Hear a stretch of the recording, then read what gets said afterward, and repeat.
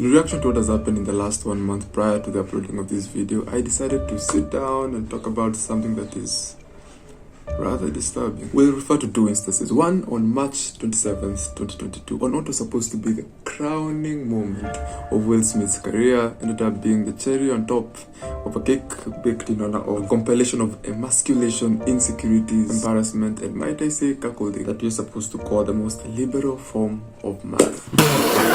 The second instance is rather sad. Now, the Will one is terrible, and we'll go into details why.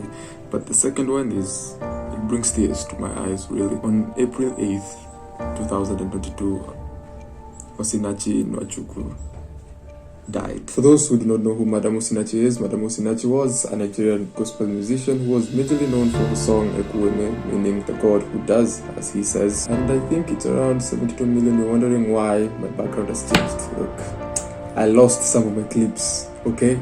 Bear with me. Well, this was supposed to be a case of throat cancer. According to BBC and social media outlets closer to home, it turned out not to be the case. As apparently, Osinachi was a victim of domestic abuse. Apparently, she was kicked in the chest, ended up on life support, and consequently died. Now, I won't go into how part of the church reacted because I'll get angry and I'll lose my train of thought. I will, however, note a few similarities between the two instances, 3 of them to be particular, and in a very brief way, discuss them with you in efforts to see what happened to marriage, what is happening to the sanctity of the ring. On that note, if you're new to this channel and you haven't subscribed, I'd like to invite you to like this video and subscribe to my channel, and a hit on that notification bell would have a nice ring to it. My name is Roykeen Mwenda. Welcome to the King Christian.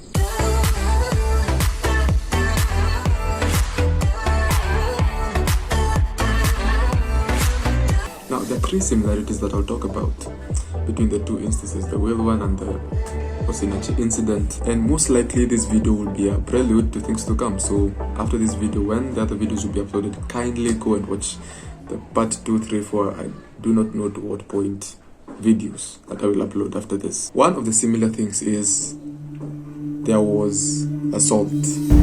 Assault in any way, shape or form is unacceptable, but it is interesting to see how similar yet unique the assault cases in these two scenarios were. In Osinachi's case, as I said earlier, this was straightforward murder. The assaulted party was the victim and the wife to the one who allegedly assaulted her. Now, I'm going to say this right now. That torture chamber, that UFC boxing ring that they call a covenant, isn't a marriage. Those buffoons idolizing Osinachi for committing and submitting to the vows of a marriage and a quote-unquote husband.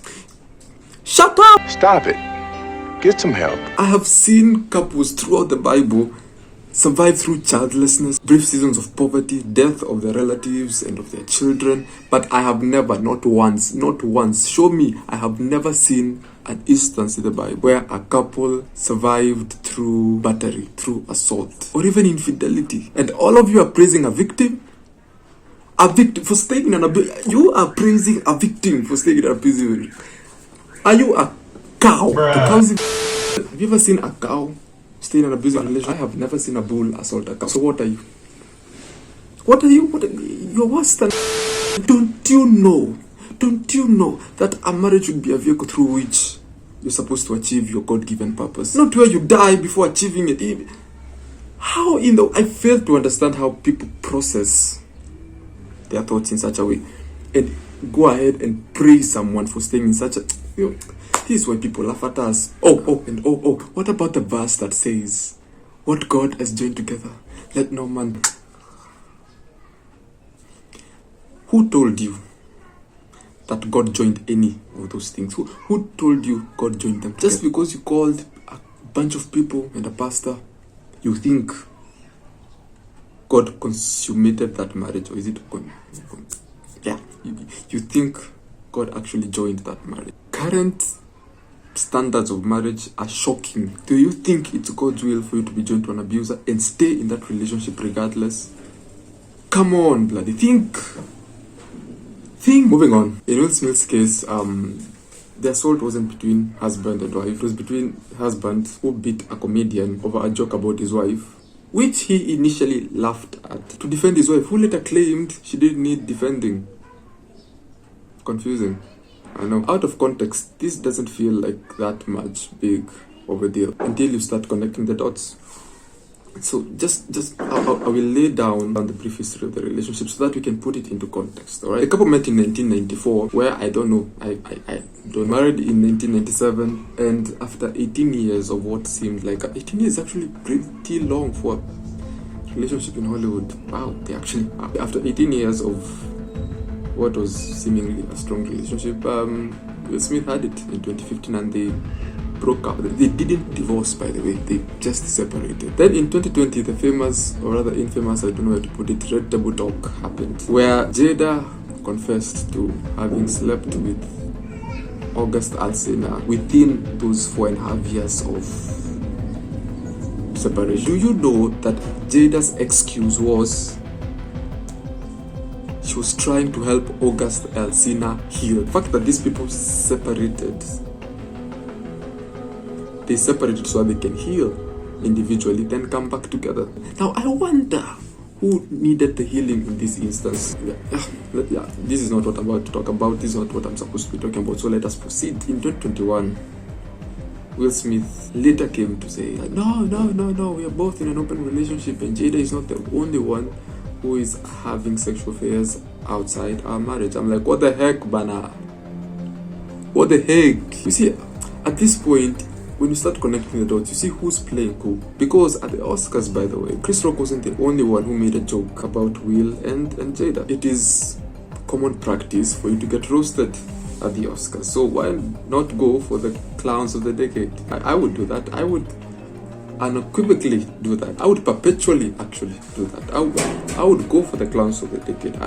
If that's my job, that is what I would do. But unfortunately for Chris Rock, he ended up getting the blow that I think should have gone to August Alsina. Yet this was despite Will Smith not initially being offended. He actually laughed at it. It wasn't until he saw that his wife wasn't particularly pleased with it that he proceeded to hit Chris Rock. Only for his wife to later come out and say that this act is immature and I am not a woman who needs defending, making the clowns who actually defended Will Smith for protecting quote-unquote Jada Smith look like actual clown. When now the context has been laid out, sadly, you begin to notice that Will Smith, in this circumstance, is the victim. Leaving Chris Rock aside, Chris Rock was assaulted, that is bad. Which leads me to the second similarity.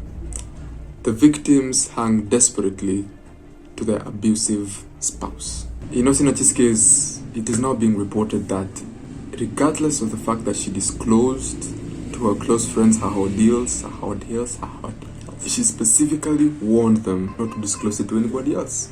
Her hope being that her husband will change, and her fear being, what will the church, what will the people, what will the public say? In Jada and Will's case, well, it is not clear why Will wanted to leave it back in 2015. What is vividly clear is that he did not want a divorce. He specifically said he divorced once. He was not going to do it again. Now, I'm going to say this. When you give leeway for stupidity to be accommodated in your marriage, I'm not a marriage expert, but you're compromising your own future. I admit, certain times are tough, but there are boundaries that shouldn't be crossed. Violence and or infidelity is certainly one of them. And if your marriage is killing you, and I'm not talking about boredom, I'm saying if your marriage is killing you, if it's dragging you away from your God-given purpose, if it's causing you to lose your eternity, if it's causing you to lose your eternity, run. It would be better if you are alive outside that marriage, outside that, I don't know, that thing you're calling a marriage, than you die trying to fight a lost cause. Marriage wasn't instituted to quicken death. It wasn't. And if it is, then it's not marriage. You can't change him, you can't change her. This has surprisingly a huge chunk of empirical evidence. You can't. Leave the job of changing someone's heart to the Holy Spirit. You can barely change yourself. Who told you? Who do you think you are to try to change somebody else? let us open the book of Romans. Romans chapter 7 verse 15. No, 1 Corinthians, sorry. Yeah. 1 Corinthians chapter 7, I think from verse 15. So Paul is talking about the principles of marriage, and 1 Corinthians chapter 7 verse 15, and it says, but if then believer departs, let him depart. A brother or a sister is not under bondage in such cases, but God has called us to peace.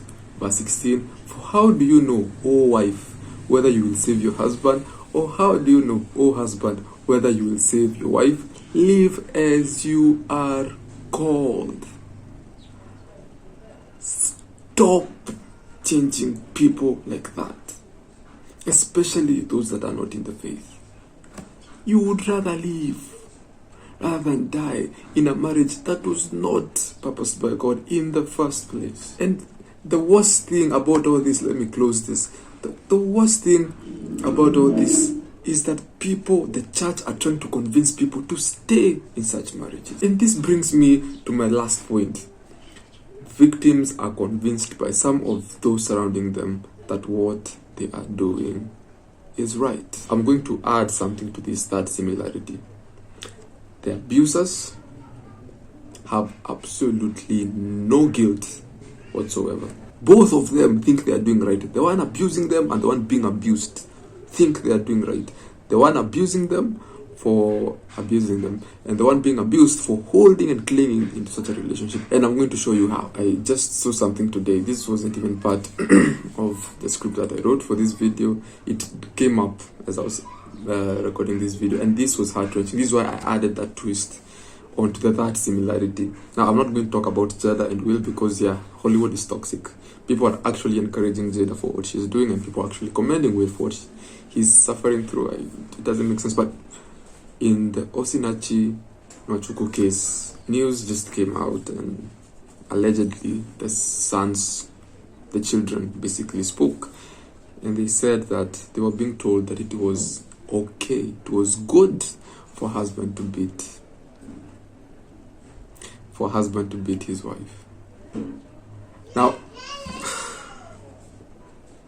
I really hope, let me check, I really hope this person doesn't have a daughter.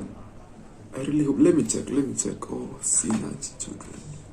Yeah, they're saying my dad enjoyed beating and punishing my mom. Yada. Let's see. No.